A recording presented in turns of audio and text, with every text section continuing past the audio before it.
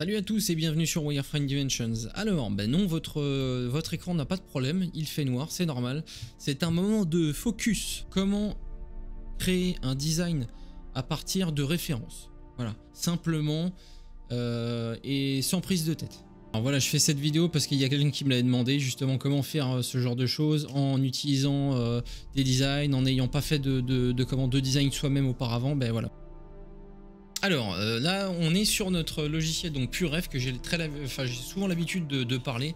PureRef est un super logiciel pour justement faire un gros panier de références. Vous pouvez aller donc du coup sur divers sites comme Pinterest, Google Images, ArtStation et tout ça. Donc là voilà, là toutes les références que j'ai prises c'était pour faire justement un personnage qu'on va appeler c'est un pénitent en gros, ça va être un espèce de chevalier pénitent. Là notamment ça sera une femme et donc j'ai récupéré plusieurs références pour justement tirer sur une DA donc du coup Dark Fantasy, tirer un petit peu sur la religion, assez gothique, un petit peu Dark Souls je dirais. Donc voilà, on a pas mal de références à l'heure actuelle que j'ai été chercher sur Pinterest. J'ai été chercher ça sur ArtStation aussi pour la plupart, mais beaucoup à 90% sur Pinterest. Alors déjà en premier lieu, ce que j'aimerais vous dire, c'est élaborer un design dans votre tête. Sachez déjà ce que vous voulez à peu près, quel style, quel DA, quelle histoire par exemple votre personnage va avoir, dans quel temps ça se passe, est-ce que ça va être de la fantasy, est-ce que ça va être de la science-fiction, on a différents lieux. Donc ça vraiment c'est déjà une idée à avoir déjà en premier lieu dans sa tête.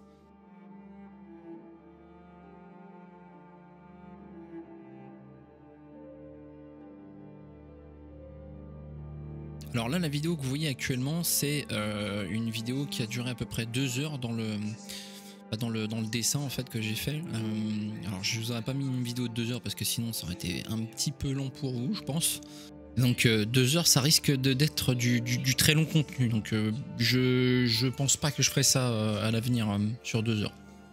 Alors dans un premier temps, quand je dessine, là, j'essaie d'utiliser un maximum mes références pour pouvoir justement avoir différents aspects, différentes faces de mon perso, savoir comment ça va être, quelle texture il va y avoir.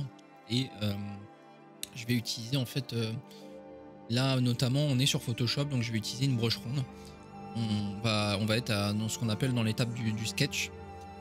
Et on va aller chercher du coup les formes et aller dans une direction du coup voulue.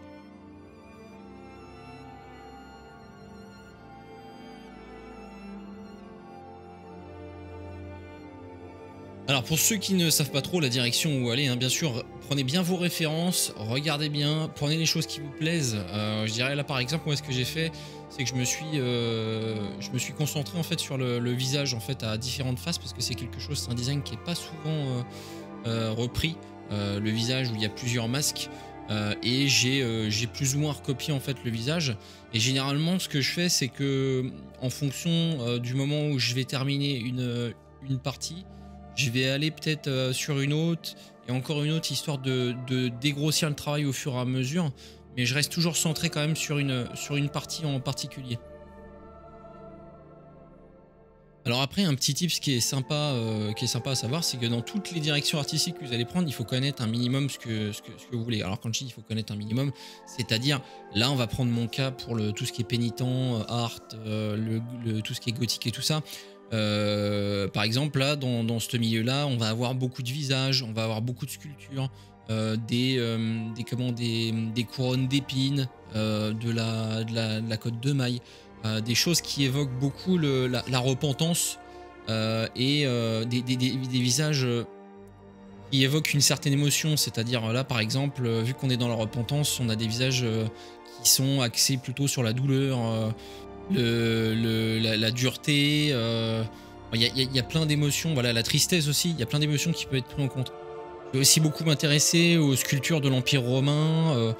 Vous voyez les plâtres qu'on avait à l'époque et même qu'on a toujours hein, en Italie. Je sais pas si vous avez déjà été visiter l'Italie ou vous avez vu des photos, mais de toute cette époque-là, il y a beaucoup de choses à reprendre.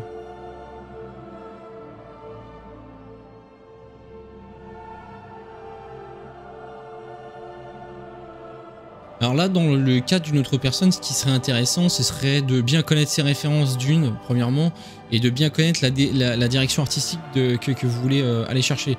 Parce qu'en fait, quand vous connaissez bien votre direction artistique, le style que vous allez utiliser, vous allez plus facilement trouver des références et savoir ce que vous voulez. C'est-à-dire que, voilà, par exemple, on va prendre une image, là, je sais pas, vous voulez faire une armure, de style... je sais pas, science-fiction, vous allez voir un petit peu ce qui se fait en fonction du cinéma, qu'est-ce qui s'est fait avec, en telle année, parce qu'il faut savoir que par exemple, je sais pas, en science-fiction, dans les années 70, c'était pas la même chose que dans les années 50 ou dans les années 2000. Voilà, chaque thème a une DA qui peut être différente et en fonction de ça, ça peut apporter un petit plus ou même un gros plus à vos personnages.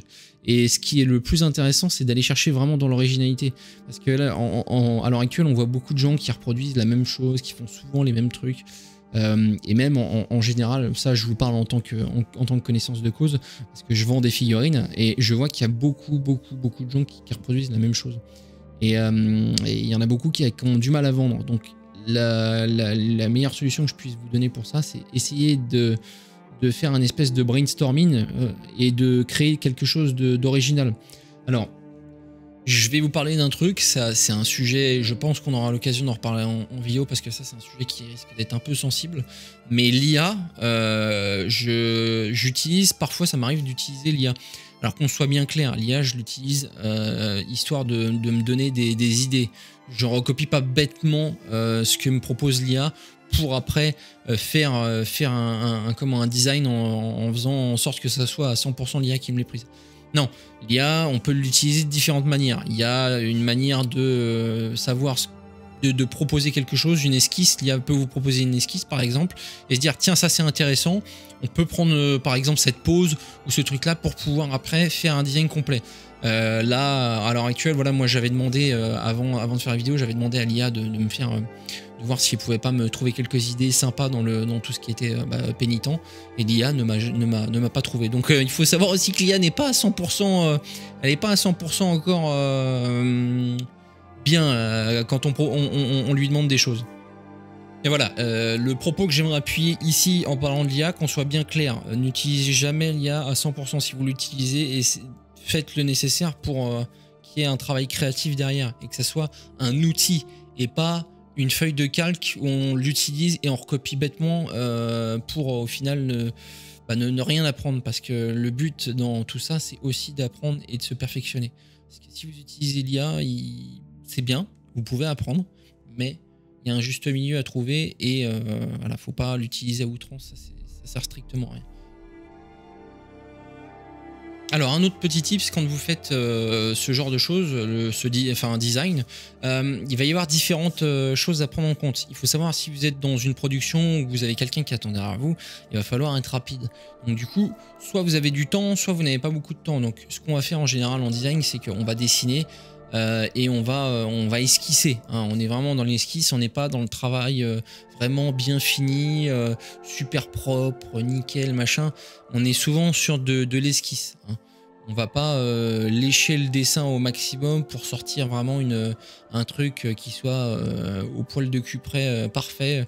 Non, c'est pas le cas. Là, on est plus, si vous voulez ce genre de truc là, on sera plus sur une illustration, ce qui n'est pas le cas ici. Ici, on est vraiment sur un travail de design.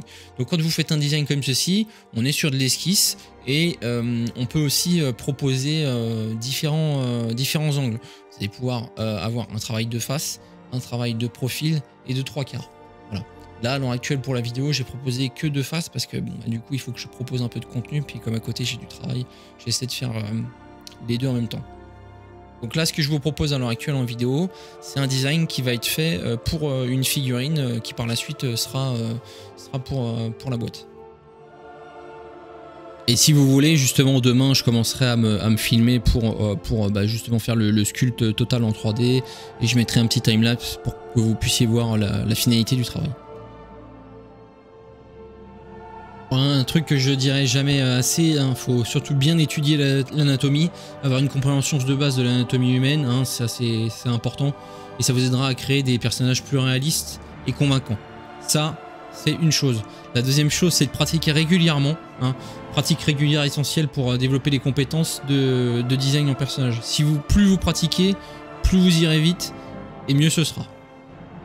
Vous pouvez aussi jouer avec les proportions et les formes de votre personnage en fonction du caractère qu'il va avoir. Il faudra expérimenter avec différentes formes pour créer des designs visuellement assez intéressants. Par exemple, jouer avec les tailles des yeux, des mains ou des pieds, ça peut apporter une dimension unique au personnage. Et surtout, si vous débutez, n'essayez pas de faire un design trop chargé, ça va vous embêter et vous allez vous tirer dans les pattes, donc ça ne sert pas à grand chose. Donc évitez de surcharger le personnage avec des détails inutiles, optez pour un détail épuré et faites en sorte que votre personnage devienne iconique justement en préservant et en simplifiant.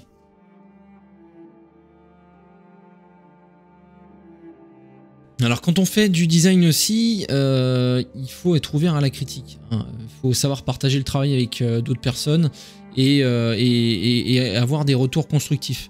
Donc du coup, quand vous avez ce genre de truc, bon là par exemple je vous donne un petit tips, essayez de vous créer un petit groupe avec qui vous dessinez, avec qui vous travaillez sur ce genre de choses. Et quand vous avez terminé et que entre vous discutez, n'hésitez pas à partager vos travaux, à montrer à votre pote par exemple, voilà, j'ai fait ça, qu'est-ce que t'en penses? Est-ce que tu penses que c'est bien droit? Est-ce que tu penses que ça, par exemple, je sais pas, cette pièce d'armure là, elle va bien avec le personnage? Est-ce que tu penses que ça pourrait pas être différent? Et la personne en face va vous dire, bon bah effectivement, ouais, ça c'est intéressant. Est-ce qu'on pourrait pas prendre ce morceau dans un autre sens? Est-ce qu'on pourrait pas modifier le nez, la bouche? Voilà, tout ce genre de choses. Ça, c'est vraiment un travail à faire avec un groupe. Et justement, c'est donnant-donnant parce que ça va vous apporter déjà un regard nouveau, parce que c'est vrai que quand on travaille pendant des heures sur le même design, il y a des fois on a l'œil qui est complètement aveugle et on n'arrive pas à voir en fait ce qui se détache. Donc travaillez avec des amis et vous verrez votre design sera mieux géré. Voilà, j'espère que cette petite vidéo vous aura plu. Je pense qu'on a fait un petit peu le tour, brièvement, hein, parce que expliquer le design, ça serait quand même vachement long à expliquer de long en large. Je me ferai un plaisir de refaire des vidéos comme celle-ci, si cela vous intéresse, voilà. Et donc si la vidéo vous a plu, encore une fois, n'hésitez pas à laisser un petit like et un petit commentaire. Ça m'aidera à popper hors de toutes les vidéos qu'il y a à l'heure actuelle sur YouTube.